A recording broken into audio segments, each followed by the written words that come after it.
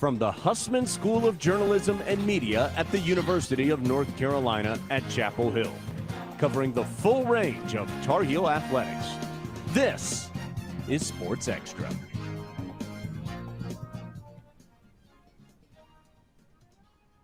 The Heels couldn't top the Blue Devils this time, but history from last year's Final Four run might just be repeating itself.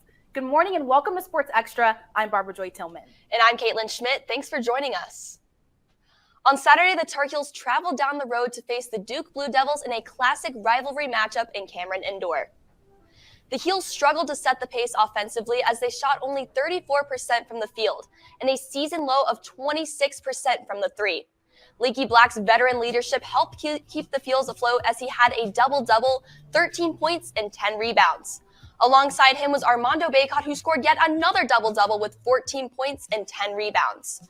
Their hard-fought efforts were not enough to carry the Heels to the win as they fell to Duke by a final score of 63-57. Coach Hubert Davis shares what led to such a low-scoring second half. The stat that I'm looking at is going into the game, we had shot 150 more free throws than any other opponent in our conference. And we shot 3. 0 in the second half. So that's what I'm looking at. For more about the bitter defeat, let's go to basketball analyst Riley Kennedy. Caitlin, UNC and Duke battled it out on Saturday night in a game that featured one side of veterans and another side of freshmen. Now, if you don't know who Derek Lively is, he's going to be a household name come March. Lively was the #1 player in the 2022 class, and he etched his name in the Carolina Duke record books. He recorded 8 blocks, the most blocks by a Duke player in this game. He ended the game with 4 points, 14 rebounds, and those 8 block shots. Now, there were 3 main takeaways that stuck out with me from Saturday night, and the first one was transition buckets. You're going to see Pete Nance with a high ball screen, and Caleb's going to find him down low. Now, he's going to go against Derek Lively, who's one of the best shot blockers in America. He gets stuffed here, and now Puff Johnson with the rebound. The best time to shoot is on an unsettled ball situation, and that's on an offensive rebound. Puff puts up the ball, and 4 Duke guys crash the glass. Now, there's no way UNC can get beat in transition, right? 1, 2, 3, and RJ Davis is back. That's 4 Carolina guys. Well, you thought wrong. Duke pushes it in transition. RJ's not in position, and that's an and 1 for Duke, getting the Cameron Crazies hyped. Now, my second takeaway was awareness. And this is what I call unneeded hero ball, and it's something Caleb Love loves to do a lot late down the stretch. 4 minutes to go in the second half, high ball screen by Pete Nance. Now, he has a mismatch on Filipowski. Why doesn't he pull it out and shoot the 3? I have no idea. He wants to be the hero. He goes against 2 7-foot shot blockers. You get a replay here. Filipowski's going to trail him. Lively's going to go up for the block, send it in to the section. Now, my third takeaway is where's Bacot? Armando Bacot didn't have a single shot in the last 12 minutes of the game. RJ's going to take it up here. High ball screen, like I said, by Pete. Armando's coming up. Caleb's going to come up. Now, this is a smart thing by Caleb, right? Armando's going to clear out. RJ's going to think he has a mismatch on Lively, right? But Lively's going to get back in the hole. He's got to get to Armando. If I'm Coach Davis, if I'm RJ Davis, why are we not having Armando touch the ball? Doesn't do it on this possession. 2.5 minutes left. He's going to drive on Proctor, and it's blocked, and Lively's there too. Tough loss for UNC, like I said, especially down the stretch. Now, the Heels didn't score in the last 4 minutes, and you need to close out games come March. Let's see if they can rebound this week. Caitlin? Basketball analyst Riley Kennedy, thanks. Playing without both Eva Hodgson and Alyssa Utsby, the women's basketball team traveled to Louisville on Sunday, missing 2 critical elements of the offense. The team played tough defensively, but just couldn't seem to find their usual rhythm on the offensive end. 3 Carolina players scored in double figures, with Anya Poole recording 10 points and 5 rebounds. And Deja Kelly led the team in points, hitting this clutch jumper in the third quarter to put the Heels back in contention.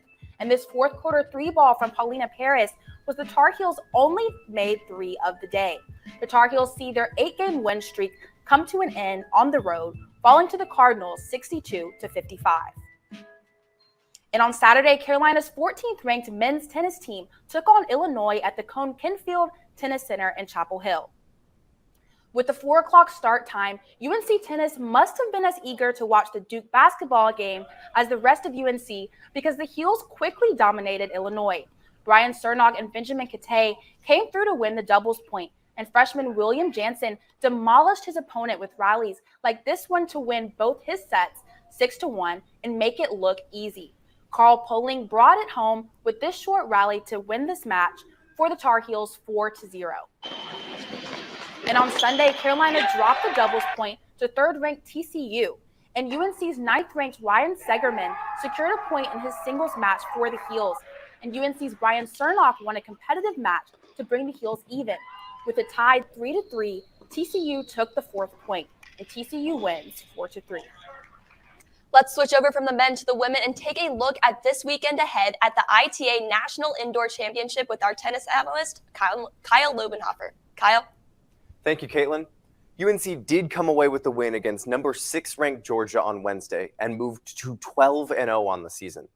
Unfortunately, Fiona Crawley lost after coming away with the first set and coming just 2 points away from winning the second set. And unfortunately, she lost, meaning she's going to lose her number 1 ranking, which I really enjoyed calling her number 1 ranked Fiona Crawley. The new individual rankings come out on Wednesday, and we will see where she is then. But she has to shake off this loss and reestablish her first serve dominance, which was a huge issue for her in the match on Wednesday, because this weekend is the ITA National Indoor Championships in Seattle, Washington. The team is coming into the weekend as the 3-time defending champions, and the team wants more. When you have the number 5 overall ranked player in the nation, Abby Forbes, playing on court 4, you know you have an absolutely stacked lineup. Against Georgia, Crawley played on court 1. The number 1 high school recruit, Reese Brantmeyer, played on court 2. Number 8, Carson Tangleague, played on court 3. And Elizabeth Scotty, who was ranked at number 12 before falling to injury last semester, played on court 5. Though my rankings aren't the official rankings, in my eyes, UNC has 5 top 20 players playing. So look out, Seattle. UNC is hungry for its 4th trophy. The bracket and schedule for this weekend aren't out yet, but when we get that information, I'll be breaking down UNC's possible path to its 4th straight title. Caitlin? Thanks, Kyle. I look forward to hearing your thoughts on the bracket this Friday. The UNC gymnastics team competed in a tri-meet on Saturday against not our rival NC State in Western Michigan. Having already beaten the Wolfpack back on January 9th, the Tar Heels look to continue their success in Raleigh. The first rotation saw the Tar Heels on the beam. Elizabeth Colton's 9.825 was the highest on the team and put UNC in second. The Tar Heels remained in that position through the floor and vault events. UNC achieved its best event score on bars with Lolly Dekanoids' 9.95 leading the way. The Tar Heels couldn't overtake the Wolfpack in the final rotation, though, and finished the meet in second, moving their record to 6-3 on the season. The women's lacrosse team took on the Elon Phoenix Saturday in a scrimmage ahead of the upcoming season. UNC scored quickly and never let up, going 14-2 at halftime, and the Heels kept it up in the second with some impressive lockdown defense. Caitlin Wurzberger, Brooklyn Walter Welch, and Riley Casey were among the standouts, and with plays like this from an unassisted Wurzberger, the Phoenix just couldn't find an answer. UNC crushed Elon 23-5. With the women's lacrosse team set to begin the regular season, reporter Daniel Masterson gives us an inside look at what's ahead. The top-seeded Tar Heels are national champions! Invincibility. That's the best way to describe the 2022 UNC women's lacrosse team. Coming off an undefeated season and national championship, the Heels are looking to repeat that level of success going into this year. In order to do so, they'll need big contributions from their leaders on the field, Caitlin Wurzberger and Emily Knowles. I think now we know what it takes to win. We could say we won it, so we know what we need to do tactically and mentally and physically. Wurzberger is coming off a superb sophomore season when she scored 34 goals to go along with 44 assists. She now leads an offense that looks to replicate the success of last year's team, despite key losses like attacker Jamie Ortega. I'm just excited to have this new offense to work with in this team. It's a really fun, really fast, energetic girls. So just playing and just enjoying our time on the field together. Knowles comes into her senior season as one of the best defenders in the nation. Despite coming off a fantastic statistical season for both her and her team, Knowles hasn't lost sight of the team's goals this year. Some of us do know the feeling of winning a national championship, but a lot of us don't. And I think that helps us not be complacent. And everybody here is still hungry to win another one, even if we have won one in the past. The team is still hungry for that postseason success, but for right now, the Heels are just ready to get back out on the field. I think everyone's just excited. Like, we're so close to the new season. I think we're just ready to get started and ready to play against some new faces. Okay. In Chapel Hill, I'm Daniel Masterson reporting. The Tar Heels will begin their title defense on Saturday against James Madison on Dorrance Field. The Carolina men's hockey team faced off against NC State on Friday for the first in a 2-game series.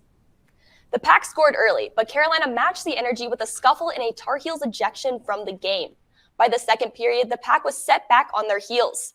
A Patrick O'Shaughnessy wrister tied the game before he followed it up with a penalty-killing goal that electrified the crowd and had the bench players on their feet. In the third, a blocked shot gave State possession of the puck, but Leighton Walsh sniped it off the Pack pass and scored. Carolina goalie Joel Hughes had one of the best games of his career, despite the Pack outshooting the Heels. With a 3-1 win, the Heels clinched a division title heading into Saturday's rematch. It was a whirlwind, but at the end of the day, we wanted to get the win, and win or tie tonight, we would have won the division. So it was nice to get the win, and good for the guys to secure the division championship for this year.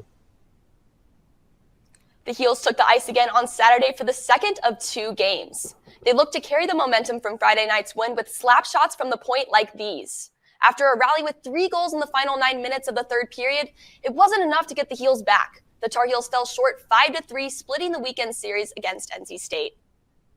Despite that loss, the Tar Heels have been on a roll, and analyst Jay Banzette is here to tell us what the secret sauce is. Jay?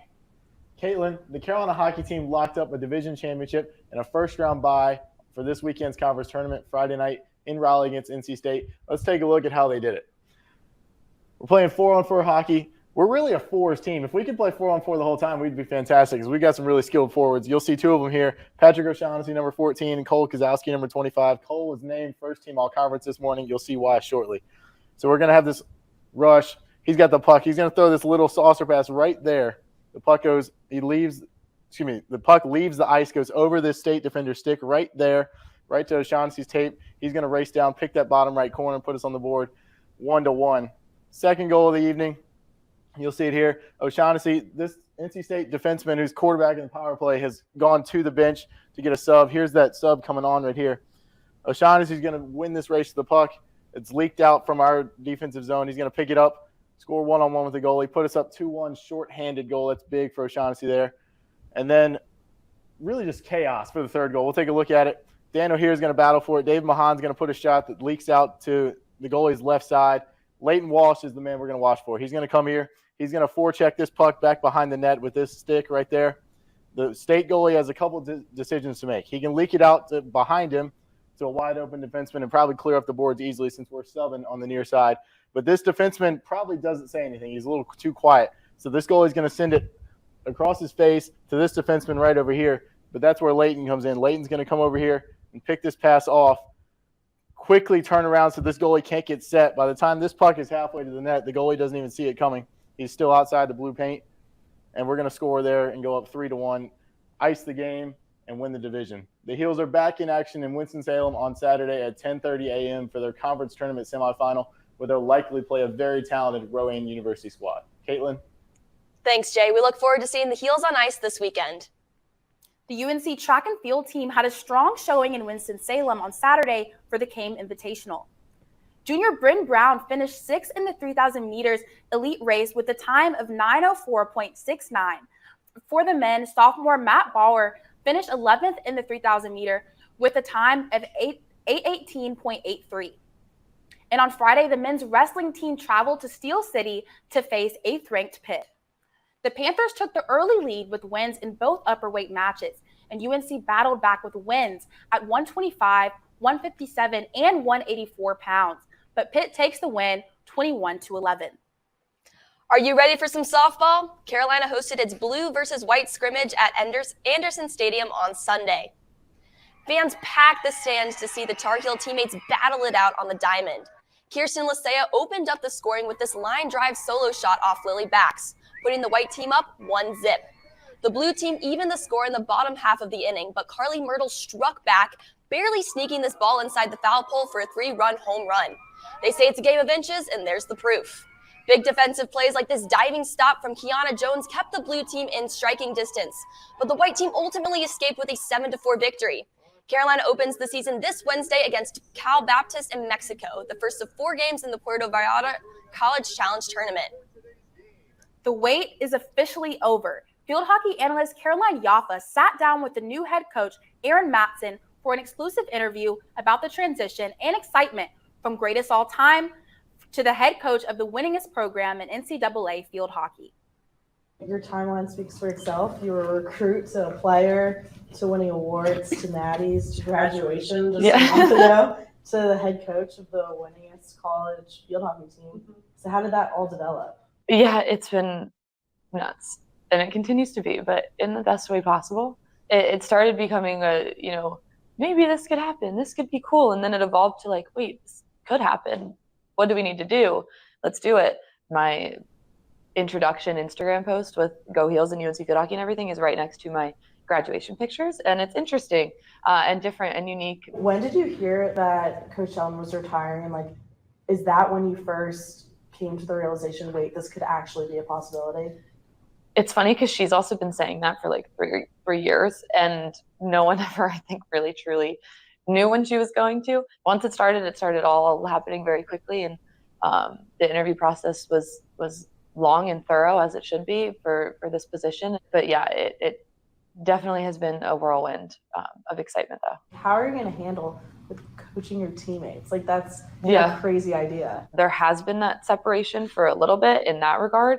But yeah, it's going to be different. It's nice necessarily that I don't need to explain how I roll and my values and, what my standards and expectations are, because they've known them for 5 years. And just because I'm in a new role doesn't mean that any of that changes.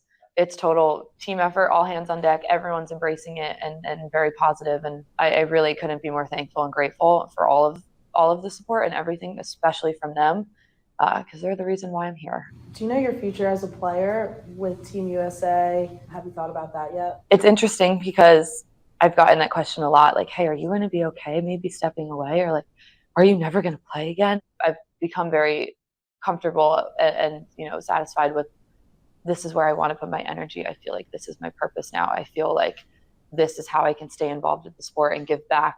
For now, this is where my passion lies. This is what my heart's telling me to do. We know your legacy as a player, but you're starting off kind of brand new into a new world, I guess. So what do you want your legacy to be as a player? Good question. I'm currently thinking about what I need to do in the next 30 minutes that's on the calendar.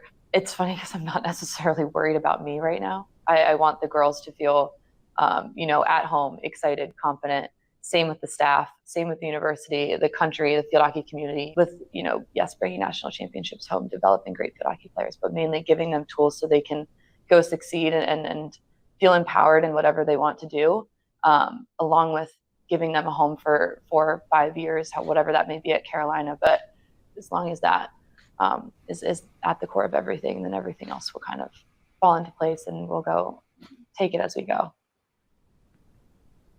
Well, BJ, if Karen Shelton can take over this program at 23 years old and have 42 seasons, 10 national championships with the team, I'm confident that Aaron Matson, the GOAT, can do it at 22. Absolutely, Caitlin. I couldn't agree more. And it's really the storybook ending if you think about it. She was the GOAT on the field, and I can't wait to see how she continues to lead the team in her new position. From player to coach, what an interesting transition. I can't wait to see how this plays out in the recruiting process and on the turf next season. That does it for this edition of Sports Extra. We'll be back on Friday with a preview of another exciting weekend in Carolina Athletics.